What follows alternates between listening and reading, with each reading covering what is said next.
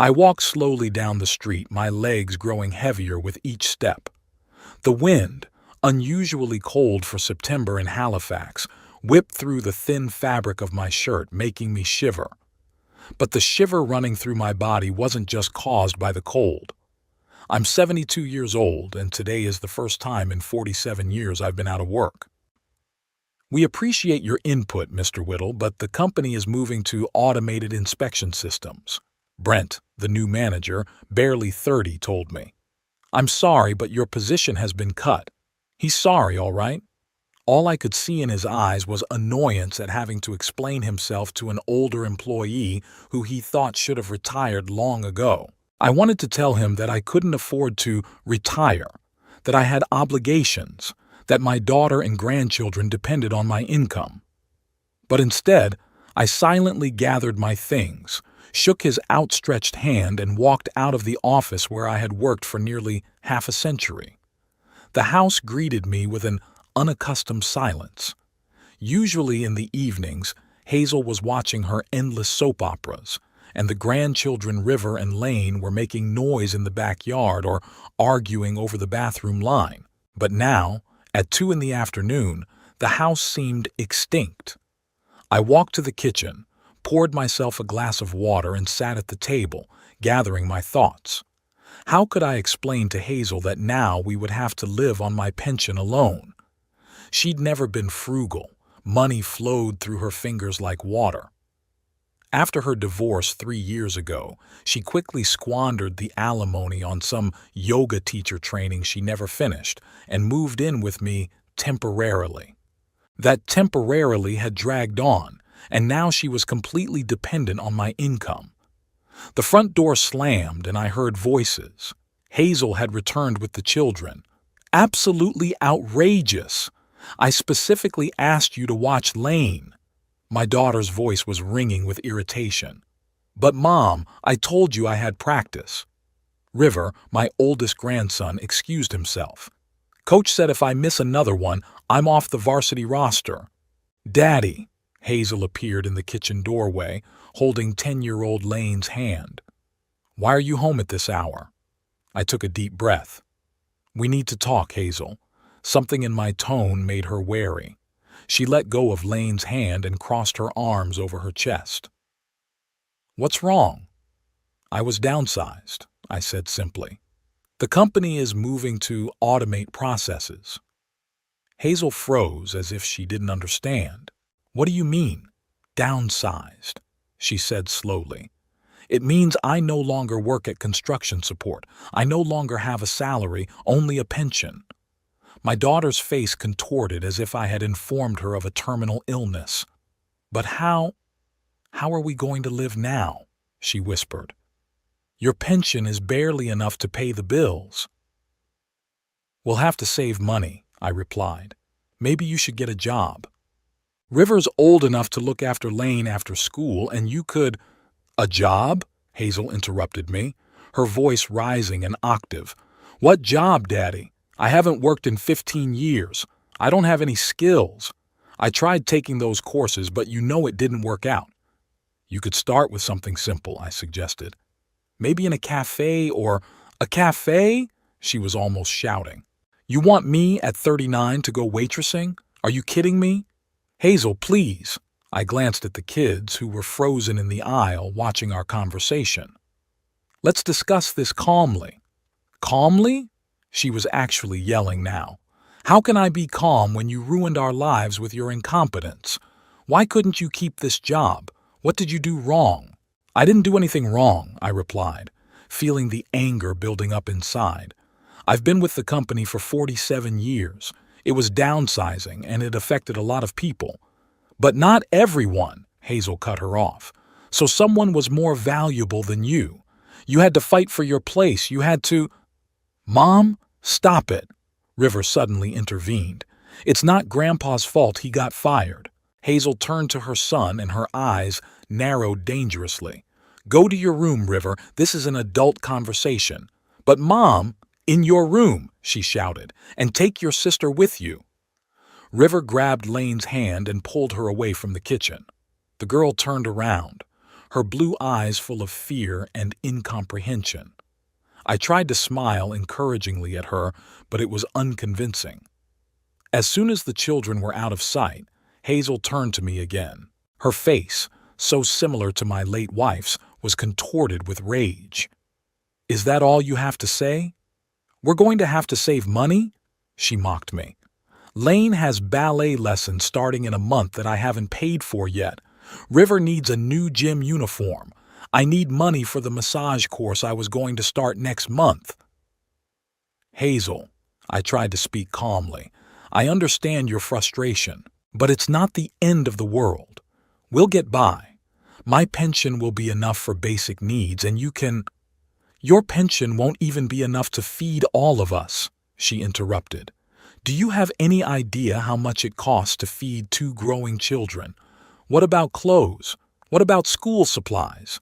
She thrashed around the kitchen, waving her arms, her voice growing higher and more hysterical. "I can't live like this, Daddy. I can't keep counting every penny.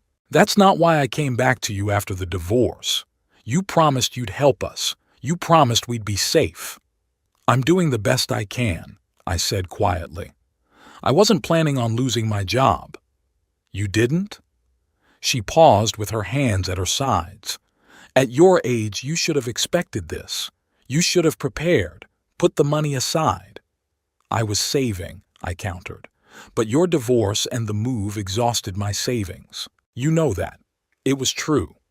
When Hazel divorced her husband, I paid for a lawyer.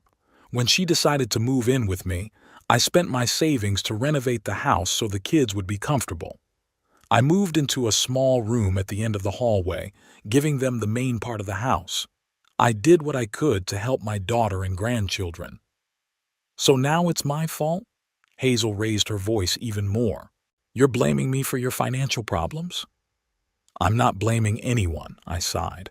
"I'm just saying that we're all going to have to adjust to the new situation now. I'll look for another job, although it won't be easy at my age." "Another job?" She laughed bitterly. "Who needs you at 72? Be realistic, Dad." Her words hurt more than I expected. Did no one really need me? Was all my value only in the money I brought home? "Hazel," I tried to stay calm, "let's think together about what we should do. Maybe you could look for a part-time job, or—" "No," she interrupted me abruptly. "No, Dad. I'm not going to work in some lousy cafe or supermarket. I deserve better than that. Everyone has to do things they don't want to do sometimes," I said. "For the sake of your children." Hazel stared at me as if I'd said something offensive. "Don't you dare tell me how to take care of my children," she hissed. "I've always put their interests ahead of mine, always, and you're just a selfish old man who only thinks about himself."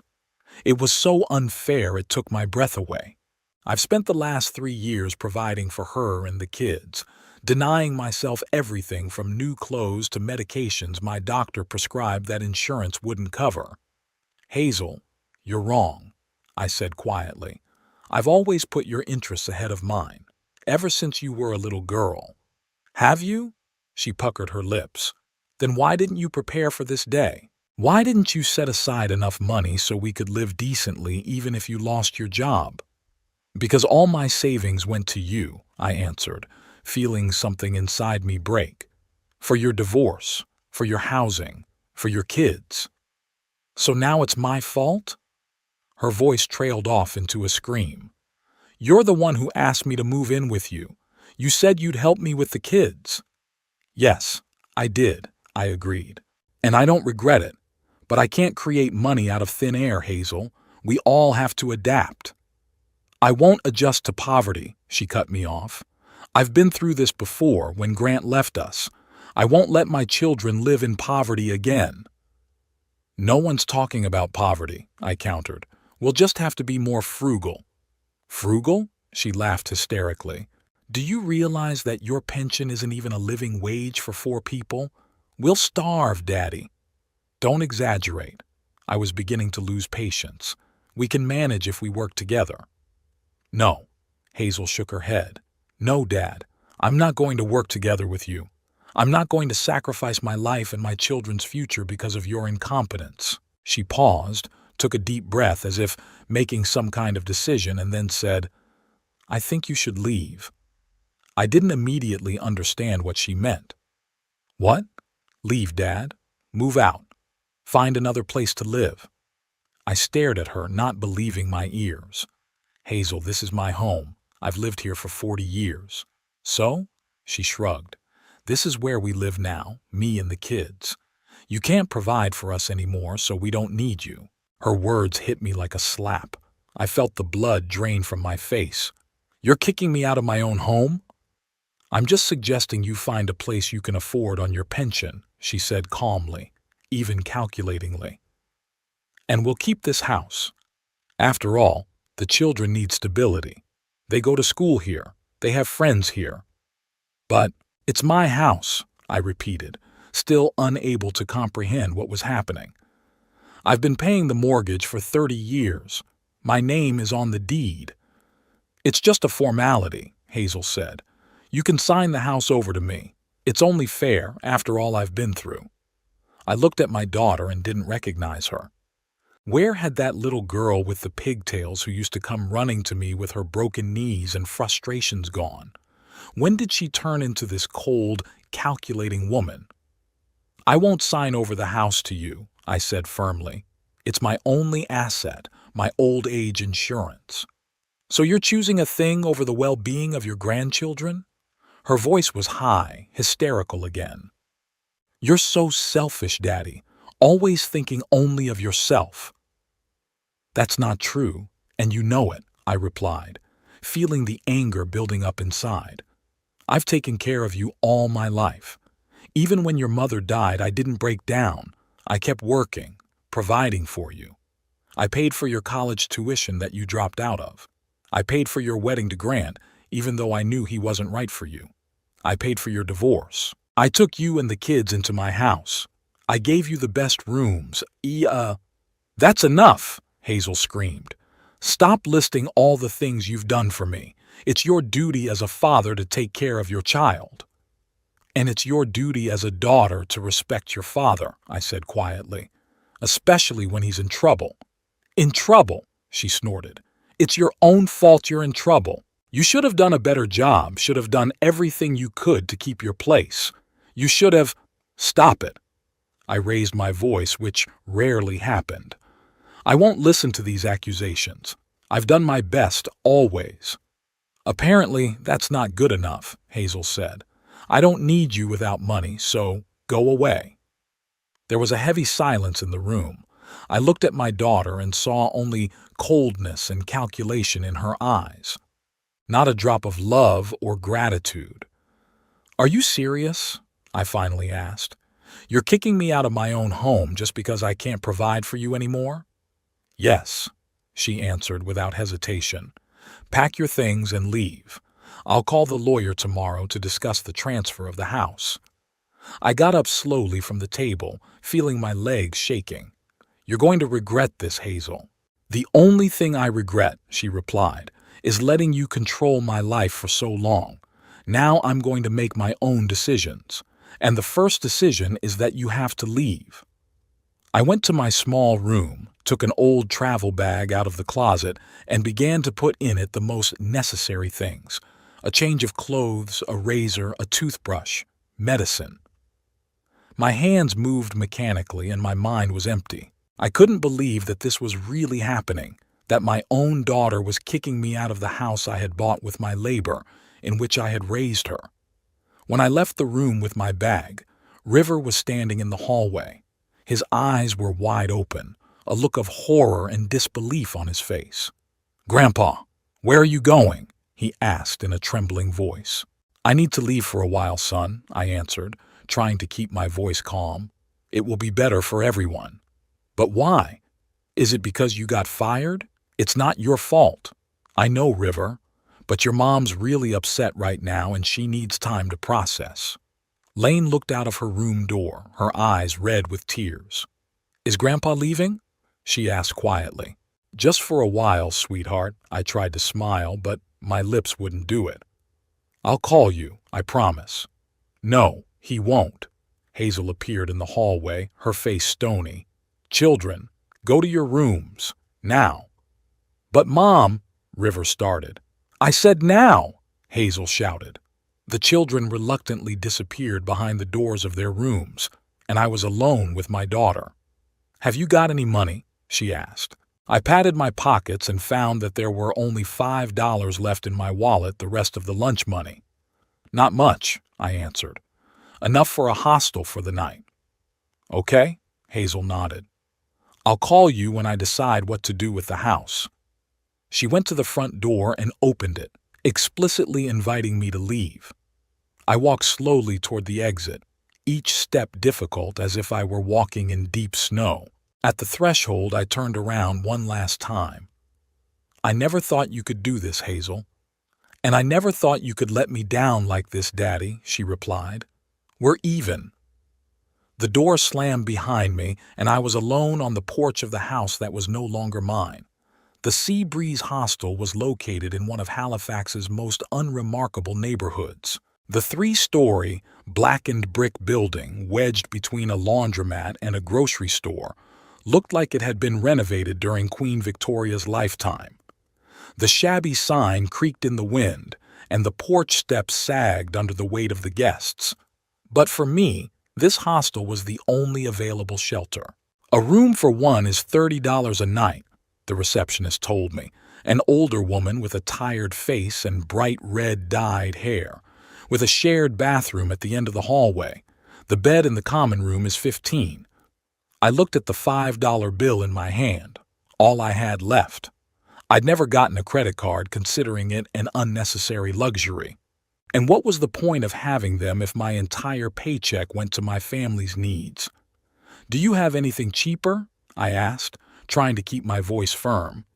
The woman looked me over with an appraising gaze, lingering on the worn travel bag and the old-fashioned suit. I'm afraid not, she said, and I could hear the sympathy in her voice. But if you just want to sleep over, you can stay in the recreation room on the first floor. There's a couch there. It will cost $5. I felt the color of shame flood my face. Was my situation really that obvious? But there was no choice. Thank you. I handed her the bill. I'll take the restroom.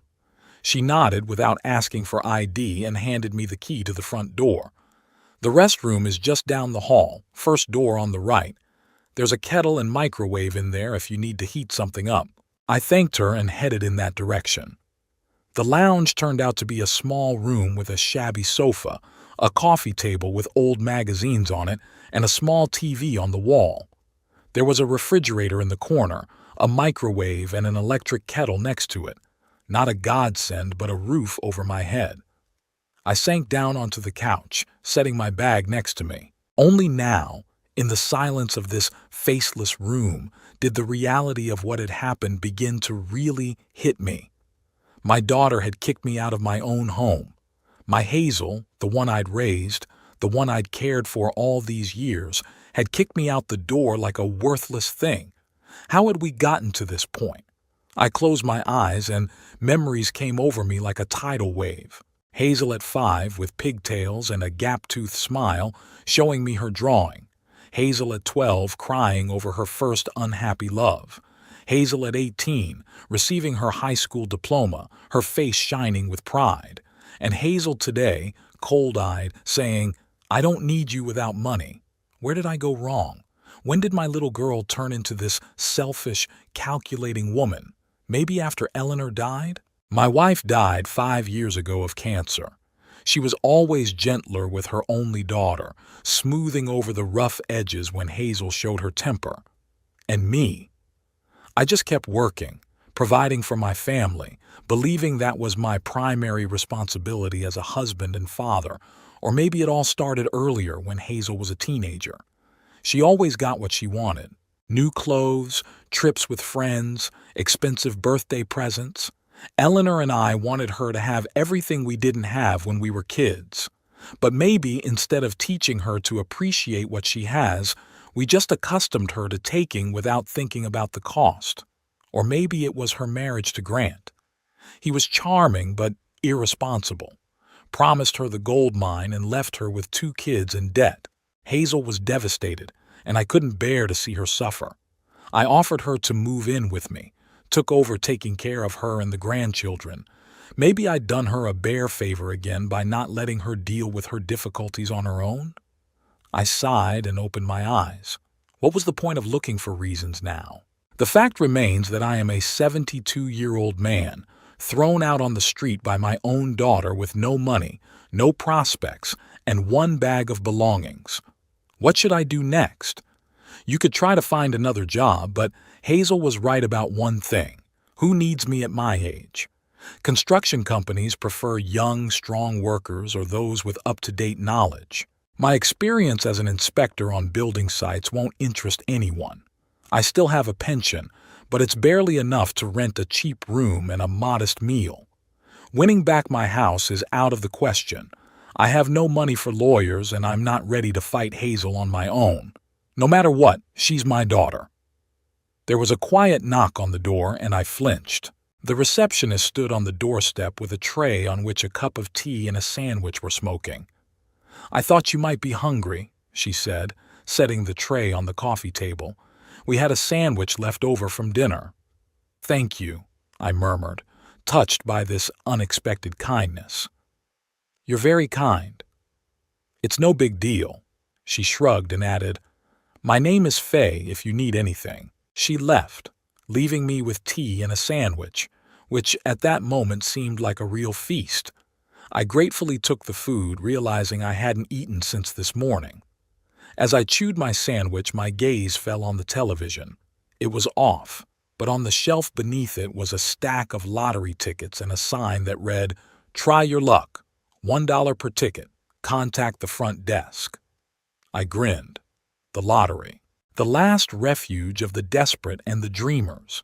How many times had I told Hazel it was a waste of money, that the chances of winning were slim to none? And now I'm looking at those tickets myself, and the traitorous thought flashes through my mind, what if... Nonsense. The lottery is a tax on those who can't calculate probabilities. My colleague Tim bought tickets every week, spending a significant portion of his salary on them. And so what? In 30 years, he's never won anything larger than $50. And yet, what have I got to lose? I have no money, no home, no future, just $1 for a chance to dream for a minute. I finished my tea, wiped my hands with a napkin, and headed for the front desk. Faye was sitting there, leafing through a magazine. "I need a lottery ticket," I said, feeling a little silly. "Sure." She smiled and pulled a stack of tickets out of a drawer. "Which one do you want?" "We have the Lucky 7, the Dream Jackpot, and the Golden Cush." "What's the most—" I was going to ask what's the cheapest, but I suddenly changed my mind. "What's the biggest jackpot right now?" "Oh, it's Golden Cush," Faye replied. "The jackpot right now is $5 million. No one's won in 4 months. $5 million. A sum that could change my whole life. With that kind of money, I could buy a new house, secure my grandchildren's future, travel, not worry about tomorrow." "I'll take the Golden Cush," I said, pulling out $1. Faye handed me the ticket and I examined it carefully. It was a simple piece of paper with numbers printed on it, but it held a lot of promise. "The drawing is tonight at 10 o'clock, Faye said. "You can watch it on the TV in the break room." I thanked her and returned to the couch, clutching the lottery ticket in my hand. Not that I seriously expected to win, but the very act of buying the ticket gave me a strange sense of control. In a world where everything was falling apart, I had made a choice, even if it was such a small one. I decided to lie down, feeling the fatigue come in waves. The events of the day had worn me down physically and emotionally. Placing my bag under my head instead of a pillow, I closed my eyes, clutching the lottery ticket in my hand like a talisman. Sleep came surprisingly quickly, and I dreamed of Eleanor. She was standing in our garden among her favorite roses and smiling at me with that special smile I loved so much. "It's going to be all right, Ebner," she was saying. "You're stronger than you think." I woke up to the sound of the TV on. Faye was standing next to me with the remote in her hand. "I'm sorry to wake you," she said, "but the prank is about to start. I thought you might want to watch." I sat up on the couch trying to shake off the remnants of sleep. There was an advertisement on the TV screen, and at the bottom of the screen was a ticker announcing the upcoming Golden Kush lottery drawing. "Thank you," I thanked Faye. "What time is it?" 5 to 10, she replied. "Would you like some more tea?" I nodded, and she left for the kitchen. I pulled a crumpled lottery ticket out of my pocket and smoothed it out. 6 numbers that would have to match the numbers drawn to change my life. What are the odds? 1 in a million. Faye returned with a cup of tea and sat in the chair opposite, looking at me with interest. "Do you often play the lottery?" she asked. "Never," I answered honestly. "This is my first ticket." "Oh, then you have a good chance," she smiled. "They say beginners are lucky." I only hummed in response. There's no such thing as beginner's luck in statistics. The probability of winning is equally small for everyone, regardless of experience. On the TV screen, the draw began. The host, a young woman in a sequined dress, announced the size of the jackpot and the conditions for winning. Then the process of selecting the numbers began. 6 balls of numbers had to fall out of the lotron, determining the winning combination. I checked my ticket. My numbers were 8, 17, 22, 31, 45, and 59. Numbers I didn't pick myself. The ticket had the combination already printed on it. The first ball rolled out of the Lotrotron. "And the first number of today's drawing is 8, announced the announcer. I blinked. 8, my first number. "The second number is 45. 45, also my number. I felt my heart start to beat faster. 2 coincidences out of 2. But it doesn't mean anything, I convinced myself. A coincidence. "The third number is 22. I swallowed. 3 out of 3. The probability of such a coincidence was already much lower, but still within the realm of possibility. "The fourth number is 59. Faye, who had apparently been watching my reaction, pitched forward. "Do your numbers match?" she asked excitedly. I nodded silently, unable to take my eyes off the screen. Number 5 is 31. 5 out of 5 matches. This was beyond mere coincidence. I felt my hands shaking. "And the last, 6th number of today's drawing." I held my breath. The room became so quiet that you could hear the clock on the wall ticking. 17. The world around me seemed to freeze. I stared at the screen, unable to believe my eyes. All 6 numbers. All 6 of my numbers had been drawn. "Oh my God!" Faye exclaimed, jumping up from her chair.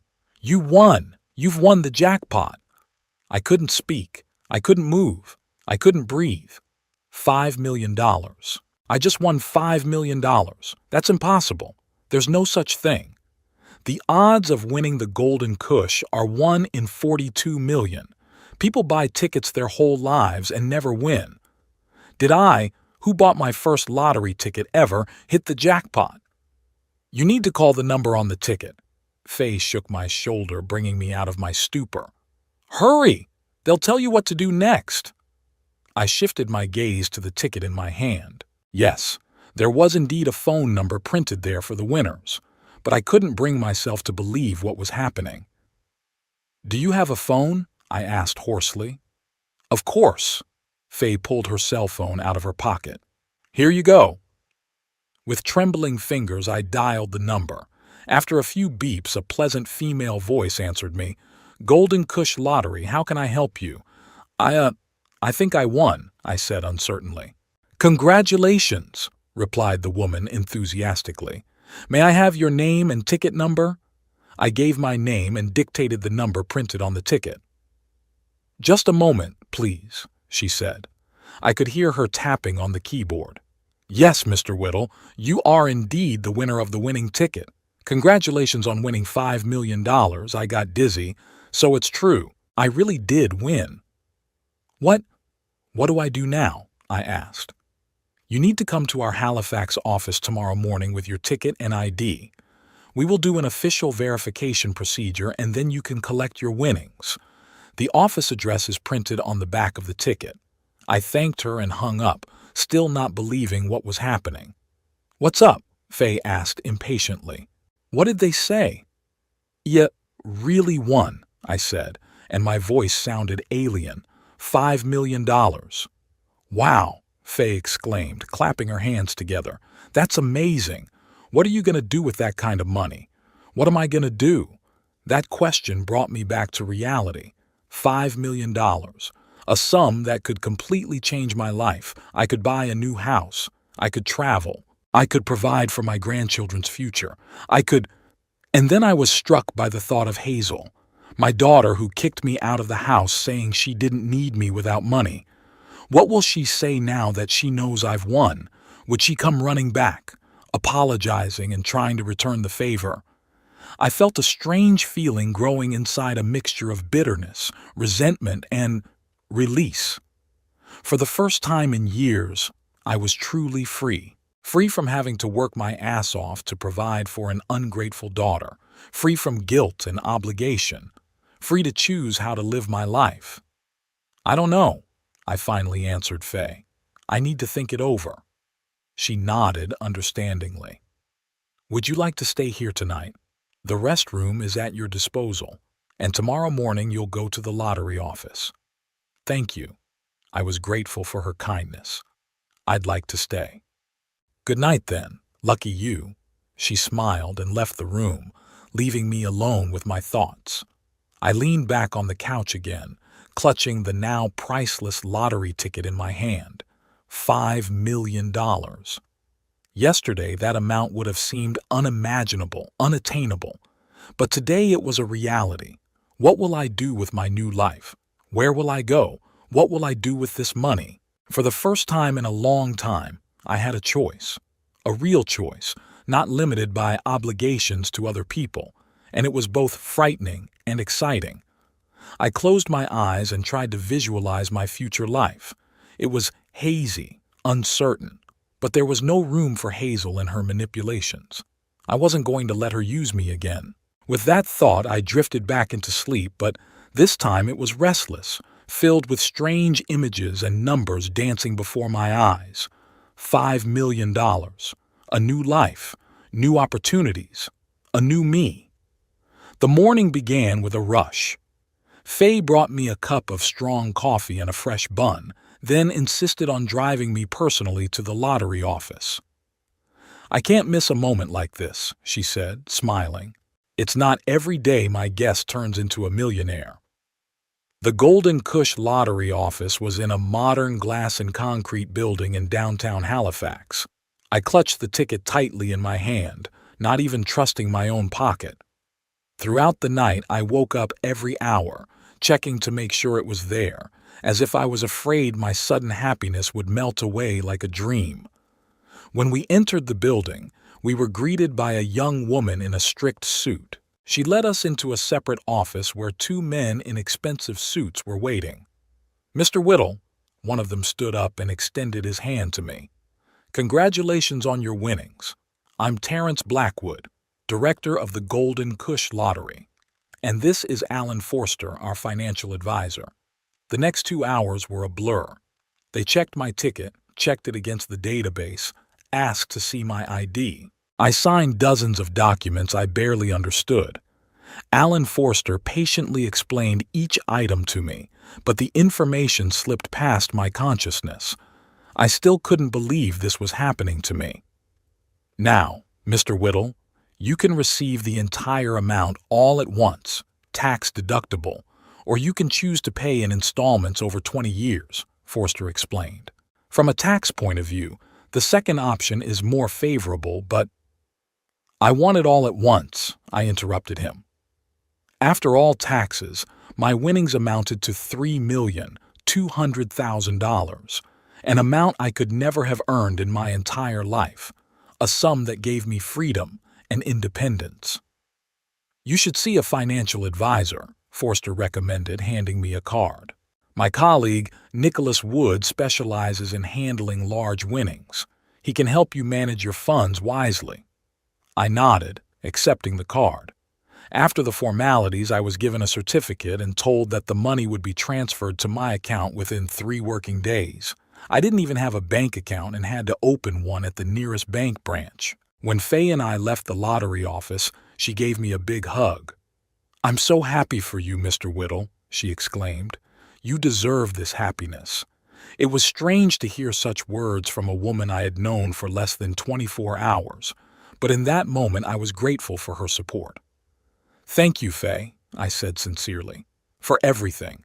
I wanted to offer her a reward for her help, but she flatly refused. "Just promise me you'll be happy," she said, "and come to the Sea Breeze for a cup of tea once in a while." I promised and kept my word, but that was later. And that day, after receiving my $1 million certificate, I suddenly realized I had no idea what to do next. Where to go, where to live, how to dispose of the sudden wealth that had fallen on me. I decided to follow Forster's advice and turned to a financial advisor, Nicholas Woods. He was a short, middle-aged man with attentive eyes and a calm manner of speaking. "The first thing you need to do, Mr. Whittle, is not to make hasty decisions," he said when I told him my story. "Sudden wealth often leads to impulsive spending that people regret." He advised me to divide the money into several parts: part to invest in safe bonds and stocks to ensure a stable income, part to put aside for current expenses, and part to buy a house. "Did you say you wanted to move out of Halifax?" he asked. "Yes," I nodded. "Too many memories, and I don't want to run into my daughter." "I understand," he nodded sympathetically. "There are real estate options in the suburbs or small towns along the coast. The prices are much lower than in Halifax, and the quality of life is sometimes even better." We talked for several hours discussing various investment strategies and housing options. At the end of the meeting, I felt much more confident. I had a plan. I spent the next 2 weeks staying at different hotels in Halifax, constantly changing places as if I was afraid Hazel would find me. I avoided places where we might run into each other and tried not to draw attention to myself. Fortunately, the lottery organizers had agreed not to release my identity to the press, limiting it to an elderly Halifax resident who had won the jackpot. But the city still seemed foreign and unfriendly to me now. I wanted to leave, to start over, where no one knew me, where there were no painful memories of my daughter's betrayal. Nicholas Woods recommended a realtor specializing in coastal real estate, and I began my search for a new home. After several days of looking at various options, I finally found what I was looking for: a small but cozy house in the town of Moonlight Bay, a 40-minute drive from Halifax. The house stood on a rocky shore overlooking the ocean. It had 2 floors, 3 bedrooms, a spacious living room with panoramic windows overlooking the vast expanse of water. The back patio sloped right down to a small beach, which at low tide revealed a stretch of soft, golden sand. "It's perfect," I said to the realtor, looking out at the ocean through the huge windows. "I'll take it." The price of $850,000 seemed reasonable for such a property. I decided to spend another $100,000 on repairs and furnishings. After all the necessary investments, I had more than $2 million left, a sum that, if managed wisely, could provide me with a comfortable life for the rest of my days. The deal was done quickly, and within a month of winning the lottery, I moved into my new home. I ordered new furniture, hired a landscaper for the garden, and a construction crew for some minor repairs. But most importantly, I enjoyed the freedom. For the first time in years, I could do what I wanted without thinking about money or caring about other people's needs. I woke up at the crack of dawn, drank coffee on the terrace looking out at the ocean, walked on the beach collecting seashells, read the books I had long wanted to read but never had time for. The town of Moonlight Bay turned out to be exactly what I needed: small, quiet, with a leisurely pace of life and friendly residents. There were no noisy tourists or nightclubs here, just a few cafes, a small market where local fishermen sold their fresh catch, a library, and a community center where older people gathered to play bridge or chess. I started stopping by the local cafe by the sea every morning, ordering the same breakfast, eggs Benedict and a large cup of coffee. Gradually, I began to get to know the locals. Doris, the elderly owner of the cafe with her gray hair, Gilbert, a former sailor who told me a new story from his travels every morning, Eustace, the local letter carrier who knew all the news of the town. They received me with warmth and curiosity without asking too many questions. I told them I was recently widowed and had decided to move closer to the ocean to start a new life. It was a half-truth. I was indeed a widower, although my wife had died 5 years ago, not recently. I didn't mention the lottery winnings, saying only that I'd gotten a nice severance package after being downsized and decided to spend it on realizing a long-time dream, a life by the ocean. One morning, when I was having breakfast at a cafe, a woman sat down at my table. She was a tall, slender lady with short silver hair and bright blue eyes. She looked about 70, but she held herself with that special energy, which is characteristic of people who live actively and in old age. "Do you mind? All the other tables are taken," she said with a slight British accent. "Sure, have a seat," I said, a little surprised by her directness. "I'm Rowan Pardee," she introduced herself, extending her hand. "I live in the house on the hill, the one with the blue roof." "Ebner Whittle," I shook her hand. "Recently moved here, bought a house on the beach." "I know," she smiled. News travels fast in a small town, especially when the new resident is an interesting gentleman like you. I felt the color rush to my cheeks. It's been a long time since anyone called me interesting gentleman. "I'm afraid you exaggerate," I said. "I am only an old widower who has decided to spend the rest of his days by the sea." "Oh, I'm a widow too," Rowan nodded. "My Irwin died 3 years ago. Lung cancer, smoked all his life." She sighed, but there were no tears in her eyes, only warm memories. We lived together for 47 years. I never thought I'd live alone. "I understand." I nodded. "My Eleanor passed away 5 years ago. Cancer, too." We were silent for a moment, each of us thinking about our own loss. Then Rowan suddenly smiled. "But enough of the sad stuff. I heard you bought the Jenkins house. It's a great choice. Best ocean view in all of Moon Bay." "Yes, the view is really amazing," I agreed. "I wake up every morning feeling like I'm living in paradise." "Oh, then you should see the sunset from the hill behind my house," Rowan said. "It's incredible. I sometimes have little picnics up there. If you want, you can join me tonight." I was surprised at such a direct invitation, but there was something about Rowan's manner that made me feel at ease. She was open, sincere, without the feigned politeness that often obscured real feelings. "It would be my pleasure," I said. "What time should I come?" "Say, at 7. The sun sets at 8:30, which will be plenty of time to get up the hill and make yourself comfortable." And so began my friendship with Rowan Pardee. We began to meet almost every day, then for a walk along the shore, then to visit the local library, then to have dinner together in one of the cafes in the town. She showed me all the picturesque places of Moon Bay, introduced me to interesting people, and helped me feel part of the local community. Rowan was a former literature professor who knew hundreds of poems by heart and could talk for hours about the books she loved. She was energetic, cheerful, and not afraid to speak her mind. I felt younger around her, as if the years were receding, giving me back the interest in life that I had almost lost after Eleanor's death and Hazel's betrayal. My new life was quiet and measured, but not boring. I started gardening, following the advice of Rowan, who turned out to be a keen gardener. I joined the local bridge club, where I quickly found partners to play with. On weekends, Rowan and I would sometimes travel to Halifax for concerts or exhibitions and then return to quiet Moonlight Bay, enjoying the contrast between the bustling city and the tranquility of our small town. I was happy. For the first time in years, truly happy. And it wasn't the money, although of course it gave me freedom and confidence in the future. It was that I was finally living for myself, not for someone else.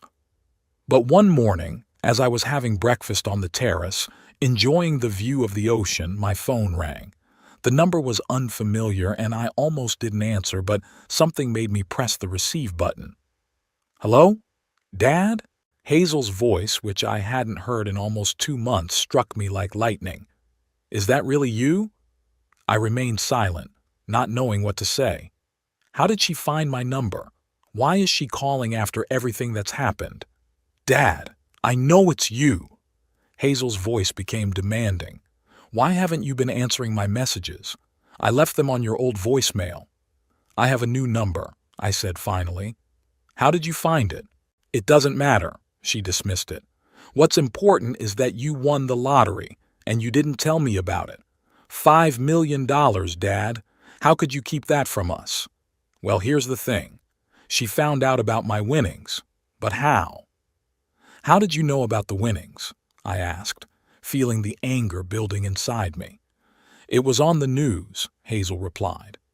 An elderly Halifax resident won $5 million in the Golden Cush. They didn't give your name, but Mrs. Clark from across the street saw you entering the lottery office. She said you were with some woman. Mrs. Clark, the neighbor who's always prying. Of course, she wouldn't miss a scoop like that. So what of it? I asked coldly. What does my winning have to do with you? Papa! She sounded indignant. How can you say that? We're your family. Of course it has to do with us. My family?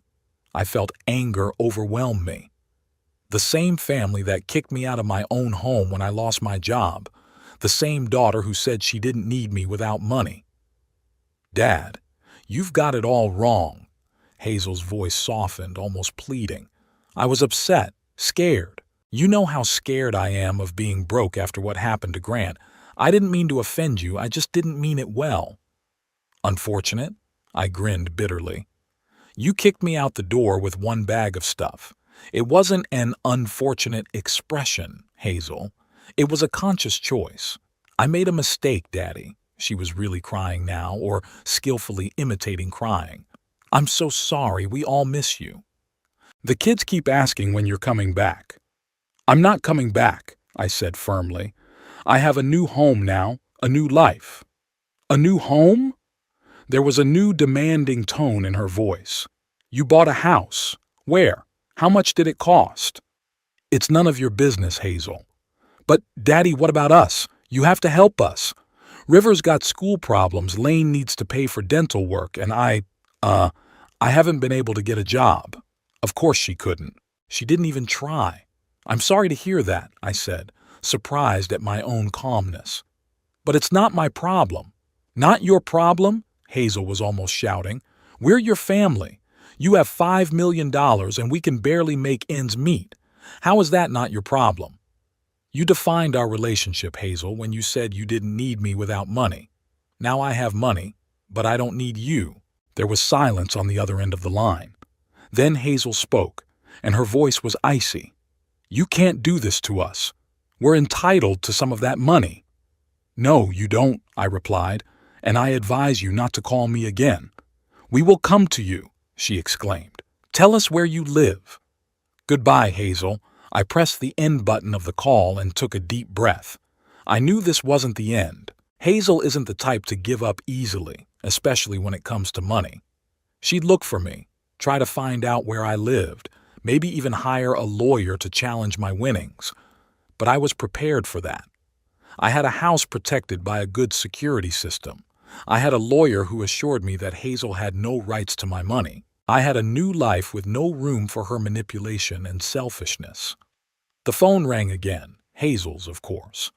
I turned it off and went to the garden where I was growing roses, Eleanor's favorite flowers. Rowan was due later. We had planned a walk along the beach and a picnic. The thought of Rowan made me smile. Our friendship had grown into something more over the past few weeks, though neither of us had yet dared to call it a relationship. We were just two older people enjoying each other's company, finding solace in conversation, laughter, shared interests. But Hazel's call reminded me that the past isn't always easy to leave behind. Sometimes it comes back, demanding attention, trying to pull you back into old patterns and conflicts. I'm not going to let that happen. Not this time. I will protect my new life, my right to happiness, my right to choose who I want to share it with. The phone in the house rang again, but I didn't even turn around. Instead, I continued working in the garden, preparing to meet Rowan and thinking about what a wonderful day we had ahead of us. I stood at the window of my living room watching the waves crash against the coastal rocks.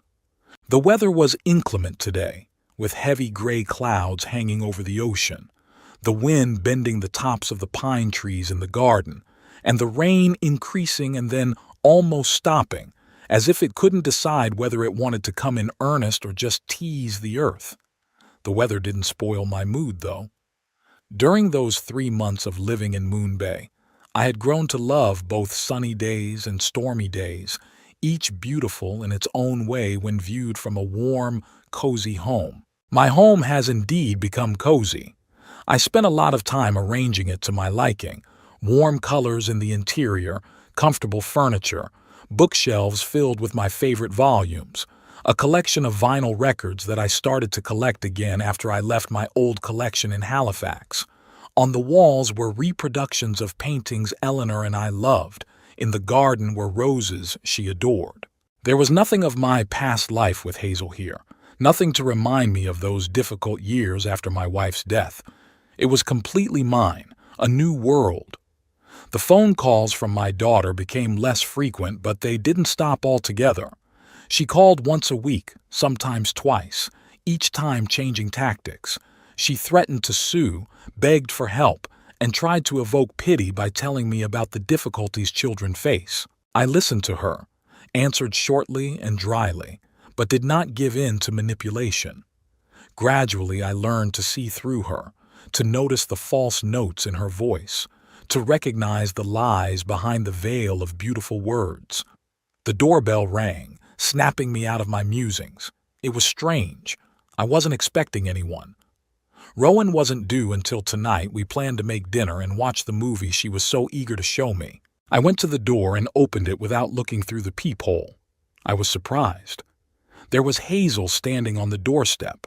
Behind her, a little behind her, River and Lane were shuffling from foot to foot. All 3 of them were soaking wet from the rain, which had now picked up again. "Daddy," Hazel smiled, but the smile didn't touch her eyes. "We finally found you."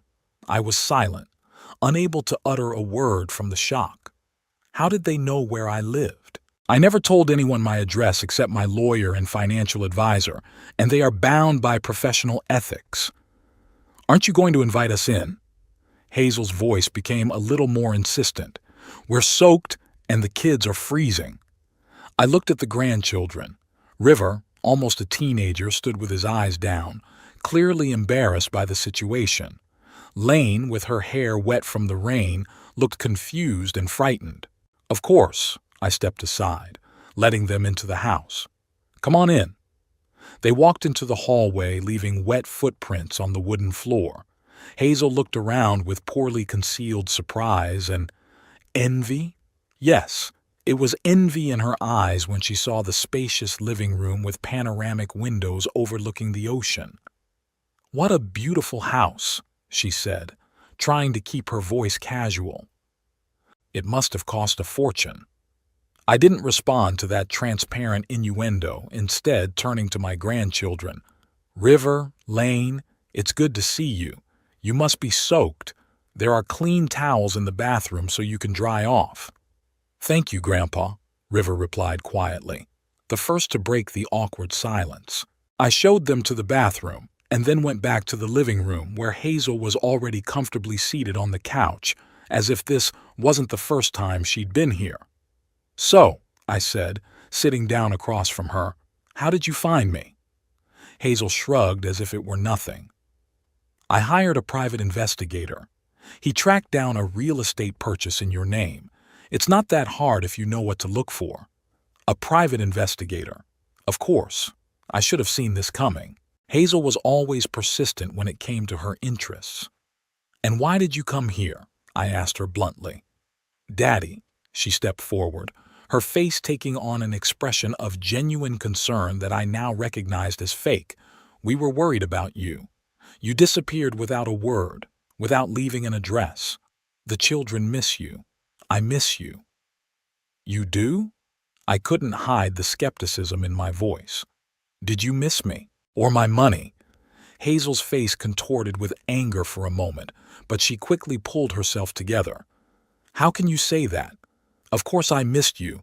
You're my father." "The same father you kicked out of his own house, saying you didn't need me without money?" I already explained that I was upset. Her voice became pleading. "I didn't mean to say that. You have to understand how scared I was at the thought of us being destitute." At that moment, River and Lane came back into the living room, dry and a little happier. "Grandpa, your house is so nice," Lane exclaimed, running up to me. "Can I see what's outside?" "It's raining right now, honey," I said, stroking her head. "But when it's over, we'll take a walk on the beach. There are a lot of interesting shells there." "Really?" Her eyes lit up. "I love seashells. I have a whole collection at home." "And I have a collection here too," I smiled. "Would you like to see it?"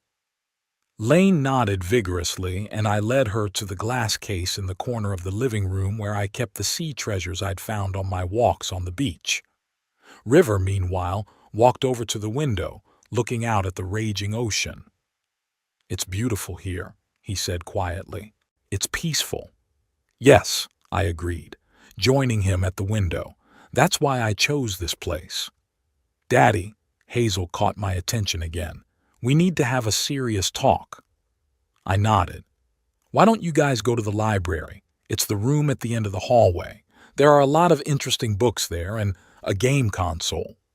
River nodded understandingly and led his sister out of the room. When we were alone, Hazel got straight to the point. "We need your help, Dad. After you leaving, we had to sell the house. We couldn't pay the bills." "But you said it was your house and you wouldn't give it away," I reminded her. "Life forced me to," Hazel sighed. "We're renting an apartment in a bad neighborhood now.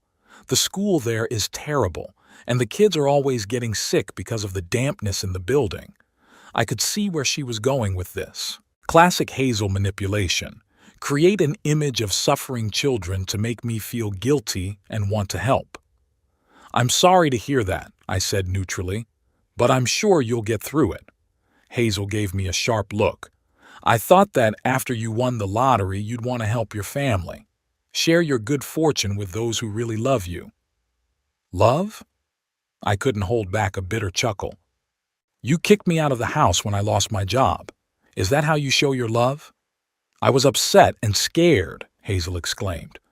"How many times do I have to apologize for one mistake?" "It's not about apologizing," I replied. "The point is that what you did showed me the true nature of our relationship. You saw me only as a source of money, not as a father to be respected and loved." "That's not true." Her voice shook with indignation. "I've always loved you, Daddy." "Then why did you only show up now when you found out about the winnings?" I asked bluntly. "Why didn't you come earlier, just to see how I was, where I was, if I was okay?" Hazel was silent for a moment, clearly unprepared for such a question. I didn't know where you were," she mumbled. "You didn't leave an address." "But you found me when you wanted to," I pointed out. "When you realized I had money you could use." "That's not fair, Daddy," she exclaimed. "You're judging me too harshly." "I just see the truth, Hazel," I answered calmly. "And the truth is that I won't finance your life anymore. Not under any circumstances. What has happened between us has opened my eyes to the true nature of our relationship. You're not a daughter who loves her father. You're a grown woman who uses kinship for her own gain." Hazel's face contorted with anger. "After all I've done for you? I took care of you after Mom died. I cooked, cleaned, washed your clothes." "No, Hazel," I shook my head. "I took care of you. I paid your bills, your food, your clothes. I took you and the children into my home when you divorced Grant. I gave you the best rooms, moving into a hovel myself. And when I lost my job, You threw me out like a piece of junk. But you can help me now, she exclaimed. You have $5 million. Can't you share it with your own daughter and grandchildren? I told you, I'm not going to finance your life anymore, I repeated firmly. I'll be a grandfather to Rivera and Lane if you'll let me. But no more than that. So that's how it is. Her voice became cold, calculating. You win the lottery, and you think you can just throw us out of your life? Forget your responsibilities to your family? My responsibilities? I felt the anger rising up inside me again. What about your responsibilities, Hazel? Your duty to honor your father, to take care of him in his old age, to be grateful for all he's done for you. Where were those responsibilities when you were kicking me out the door? Hazel stood up, her face contorted with rage. Fine, she hissed. If you want us out of your life so badly, we'll go. But don't think you'll ever see your grandchildren again. I'll make sure they forget they even had a grandfather. Are you using the children as a weapon against me? I asked, feeling my heart clench. That's low even for you, Hazel. I'm protecting my children from a selfish old man who only thinks about himself, she shouted. A man who is willing to leave them in poverty while he lives in luxury. At that moment, River appeared in the doorway of the living room. It was evident from his face that he had heard part of our conversation. Mom, he said quietly but firmly, you don't have to threaten Grandpa. Hazel turned to her son, her face softened, but anger still burned in her eyes. River, honey, this is an adult conversation. Please go back to the library. No, he shook his head. I heard what you said. You want to forbid us from seeing Grandpa. It's not right. River, her voice turned warning, I'm your mother and I decide what's right and what's wrong. But you're wrong, River insisted. Grandfather has always been good to us. He doesn't deserve to be treated this way. I was touched by my grandson's words, but at the same time, I didn't want him to be caught between two fires. River, I said softly, thank you for your support. But your mom's right about one thing. This is really a conversation between adults. Why don't you go over to Lane's? She's probably bored alone. River hesitated, looking at me and his mother. Then he nodded reluctantly and left the room. You're already turning my son against me, Hazel hissed. I didn't do anything like that, I objected. River is old enough to have his own opinion. He's 14, she exclaimed. He's a child who doesn't know what he's talking about. Hazel stepped closer, her eyes narrowing. I won't let you destroy my family, she said quietly, but threateningly. You'll regret refusing to help us. You will. With those words, she turned and walked out of the living room. I heard her calling for the kids, Lane protesting that she wanted to stay, River saying something quietly to her. Then the front door slammed and there was silence. I walked over to the window. The rain was still pouring, but Hazel was walking determinedly toward the rental car, dragging a stubborn Lane behind her. River walked beside her with his head down. It pained me to see my grandchildren in this situation, but I knew I couldn't let Hazel manipulate me again, not even for the sake of the kids. The car drove away and I was alone in my house, feeling a strange mixture of relief and bitterness. I had made the right choice, protecting my new life from my daughter's toxic influence. But the price of that choice, the possible loss of connection with my grandchildren, was high. The phone rang, snapping me out of my reverie. It was Rowan, calling to see if our evening plans were canceled due to the weather. Her voice, warm and caring, reminded me that I wasn't alone, that there were people in my life who valued me not for my money, but for who I was. No, it's still on, I replied, feeling the tension of seeing Hazel gradually let go. I'll be glad to see you. And that was the truth. I was really glad to have Rowan in my life, someone I could be myself with without fear of judgment or manipulation, a person who saw me not as a wallet, but as a person. 6 months had passed since the day Hazel and the kids showed up on my doorstep. 6 months of relative calm, broken only by occasional calls from my daughter, who threatened lawsuits or tried to pity me with stories of her children's illnesses and financial difficulties. I had learned to listen to her calmly, without emotion, and each time I firmly reiterated my decision, I would no longer finance her life. Today was a particularly beautiful day, early May, when the air had warmed enough for swimming, but not yet hot and stuffy like in summer. The ocean was shimmering in all shades of blue and green, and the sky was so clear you could see every feather in the wings of the seagulls hovering over the waves. I sat on the terrace of my house, sipping my morning coffee and watching the 2 fishing boats out to sea. Tomorrow I planned to go out fishing myself, a new hobby I had discovered this spring. A local fisherman, Douglas Thorne, taught me the basics and even lent me his old equipment until I could buy my own. "What of you?" Rowan's voice made me turn around. She was standing in the patio doorway holding a tray of freshly baked scones.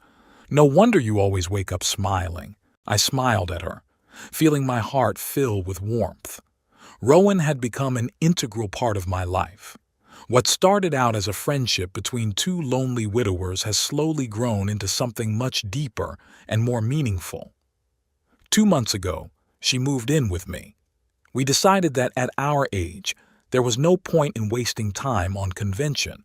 We loved each other, we were good together, so why not live under the same roof? "There's a letter for you," Rowan said, handing me an envelope. It was from Rivera, according to the handwriting. I took the envelope, feeling my heart clench with excitement. River had been writing to me regularly, about every 2 weeks, since Hazel had forbidden the kids from calling me.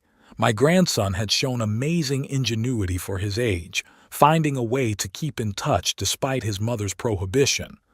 "What's he writing?" Rowan asked, sitting down next to me and pouring coffee. I opened the envelope carefully and unfolded a piece of paper written in neat teenage handwriting. "Dear Grandpa, we're doing well. Mom got a job at the insurance company and we moved into a better apartment. Lane went to dance like she always dreamed of, and now she shows us new moves every night. I started playing on the school basketball team. We even won the district tournament. Mom still gets mad when anyone mentions you, but I think she's calmed down a bit. At least she doesn't say you abandoned us or betrayed us anymore. Just keeps quiet if I ask about you. Lane sends her regards and says she misses your stories about the sea. She drew you with a mermaid. That's Rowan." I explained to her that she's your friend. "I'll attach the drawing to the next letter. Right now it's hanging over Lane's bed and Mom hasn't noticed yet. I took your advice and started journaling. It really helps to sort out my thoughts. Thank you." Chuckles. "I hope you're doing well. Vacation is coming up and maybe I can talk my mom into letting me go to your place for a couple days. She said she'd think about it. Your grandson, River." I felt my eyes fill with tears. This boy, this amazing young man, understood the situation far more deeply than one would expect from a 14-year-old. He didn't blame me, didn't demand explanations, just accepted things as they were and tried to keep us connected no matter what. "Good news?" Rowan asked, noticing my excitement. "Yes," I handed her the letter. "They're doing well, and I think Hazel is starting to thaw." Rowan read the letter and smiled. "That River is an amazing boy. Such maturity at his age." "Yes," I agreed. "Sometimes I think he's wiser than his mother." Rowan put her hand on mine. "You miss them, don't you?" "Every day," I admitted. "Especially the children. I never wanted to break the bond with them. I just couldn't let Hazel keep manipulating me." "I understand," Rowan nodded. "And judging by the letter, your firmness has paid off. Hazel found a job, became independent. Maybe now your relationship could be on a healthier footing." "Maybe." I wasn't as optimistic as Rowan, but there was still hope in my heart. Time would tell. We had breakfast on the terrace, enjoying the morning sun and the freshness of the sea air. Rowan talked about her plans for the garden. She had decided to plant a small vegetable garden in the far corner of the property, where it was particularly sunny. Imagine your own tomatoes and herbs. Her eyes shone with enthusiasm, and maybe even pumpkins for the fall. I listened to her, smiling. Rowan always knew how to find joy in the simple things, in everyday chores and small projects. This quality, which I especially appreciated in her, helped me to see the beauty in the ordinary, not to dwell on past hurts and disappointments. After breakfast, we went for a walk on the beach, our daily ritual which we observed in any weather. Today, the sand was warm under our bare feet, and the waves licked the shore affectionately, leaving whimsical patterns of seaweed and small shells. "Look!" Rowan bent down and picked up something from the sand. "Sea glass, my favorite." She handed me a piece of glass, polished by the waves to the smoothness of silk. Pale blue, almost transparent, it seemed to hold a piece of the sky. "For your collection," Rowan smiled, placing the glass in my palm. I thanked her with a kiss. Moments like this, filled with quiet joy and tenderness, were the foundation of our life together. No dramas, no manipulation, just mutual respect and care. In the evening, as we sat on the terrace watching the sunset, my phone rang. The number was unfamiliar, and I almost didn't answer, but something made me press the receive button. "Hello? Grandpa?" Rivera's voice sounded muffled, like he was speaking with his hand covering the receiver. "It's me, River." I couldn't hide my joy. "How are you? Where are you?" "I'm fine," he answered. "I'm calling from school. We're on break, and I thought, well, I've been wanting to hear your voice for a long time." "I'm really glad you called," I said sincerely. "I got your letter this morning." "You did?" I could hear the relief in his voice. "I was afraid it would get lost. Mom checks the mail sometimes." "It's okay. It got here," I assured him. "How's Lane? How's your basketball team?" We talked for only a few minutes. River was afraid he'd be caught making a restricted call, but even that short conversation was enough to fill my heart with warmth. My grandson hadn't forgotten me, hadn't turned away, despite Hazel's best efforts to turn the kids against me. "I asked Mom about the vacation," River said before saying goodbye. "She said she'd think about it, but I'm still coming, even if I have to run away." "Don't do anything stupid, River," I warned him. "Your mother has the right to decide who you spend your time with. If she says no, we'll find another way to see each other. Maybe I'll come to Halifax for a day." "Really?" He sounded so hopeful it made my heart sink. "That would be great." After talking to Rivera, I told Rowan about his call and the possible trip to Halifax. "Are you really ready to go back there?" she asked with concern. "After everything that's happened?" "For the sake of the grandchildren, yes," I replied. "I won't let Hazel keep me from them just because I don't want to give her money." Rowan nodded understandingly. "I'll come with you if you want, for moral support." I was touched by her offer. Rowan knew the whole history of my relationship with Hazel, knew how painful it had been for me to confront my own daughter. And the fact that she was willing to support me in this situation spoke to the depth of her feelings. "Thank you," I squeezed her hand. "But I think I should go alone first. The meeting with Hazel is going to be stressful enough as it is, and Rowan showing up could only complicate things." "I understand," she smiled. "Just know that I'm always here for you if you need me." The next few days passed in the usual routine. I worked in the garden, helping Rowan with her gardening project. We went fishing, cooked dinners for friends we'd made in Moonlight Bay, read books, listened to music in short, enjoyed the simple pleasures of life that had eluded me in the never-ending race to make a living and try to please my demanding daughter. One morning, as I was fiddling with a new fishing rod in preparation for a fishing trip, the phone rang. Hazel's number popped up on the screen, and I braced myself for another unpleasant conversation. "Hello?" I answered neutrally. "Dad." Hazel's voice sounded unusually quiet without the usual demanding tone. "How are you?" "Fine, thank you," I answered, surprised by her tone. "And you? The kids?" "We're fine. I paused as if she were gathering her thoughts. Dad, I'm calling, I wanted to say. She hesitated and I waited patiently, not knowing what to expect. I wanted to apologize, she finally said, for the way I acted, for kicking you out of the house, for everything. I was so stunned I couldn't say a word. In all those months, Hazel had never once truly acknowledged her guilt, always making excuses for her actions or shifting the blame to me. I started seeing a counselor, she continued when I was silent. After Grant took the kids away for the weekend and River refused to come back to me, he said that I looked like the toxic parent from the ones they talk about at school. It was, sobering. I still didn't know what to say. Part of me wanted to believe that she was sincere, that she had really changed. But the other part, having learned from bitter experience, remained wary.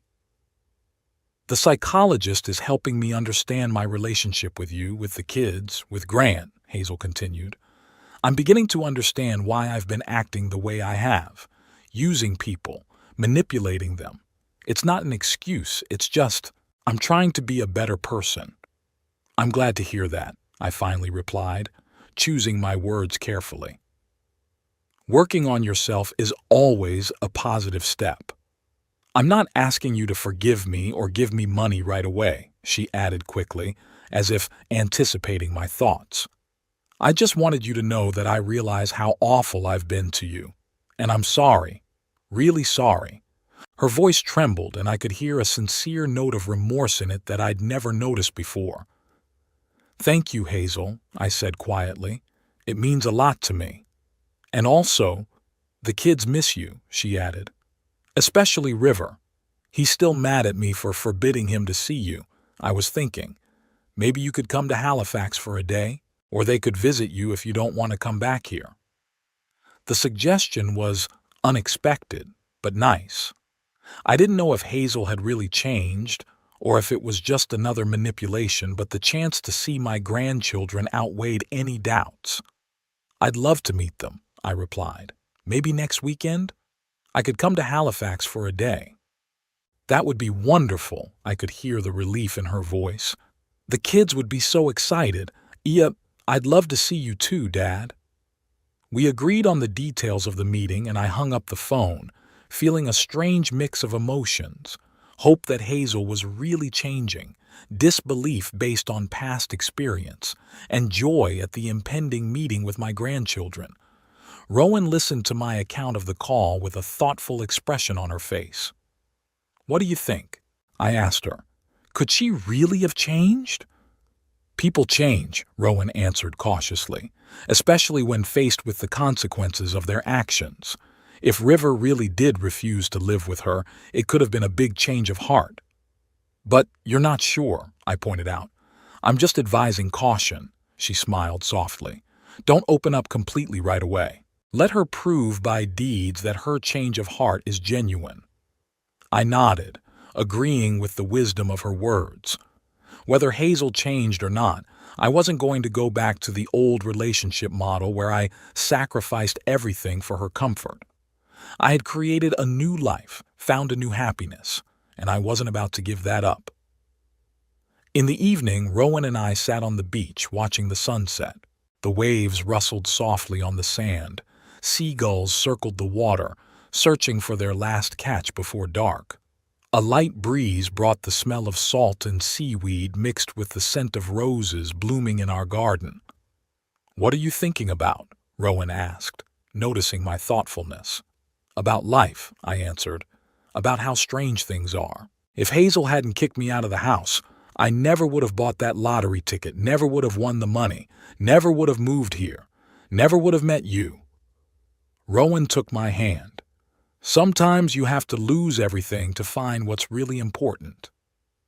You know, I looked out at the horizon where the sun was slowly sinking into the ocean, coloring the sky and water in shades of pink and gold. For the first time in years, I'm truly happy. Not because I have money or a house overlooking the ocean, but because I'm finally living for me, enjoying every day, every moment without the constant guilt or obligation. You deserve that happiness, Ebner, Rowan said quietly. Everyone deserves to live life to the fullest without sacrificing themselves completely for others.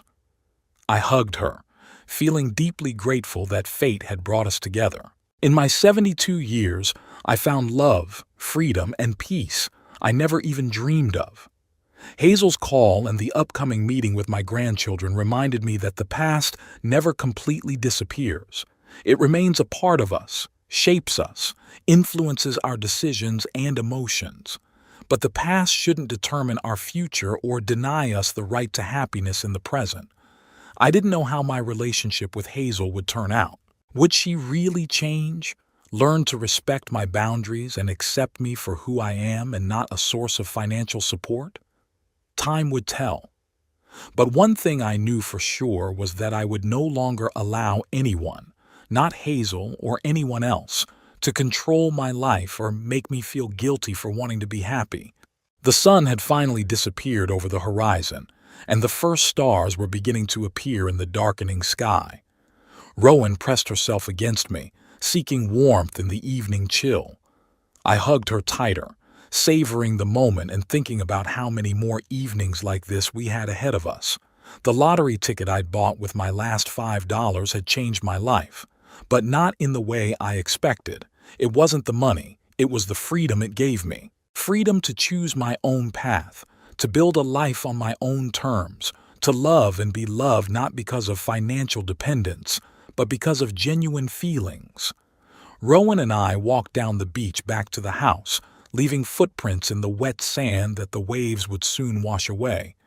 But what we had built together, our relationship, our shared home, our life, would remain. And that was the real victory, far more valuable than any lottery winnings.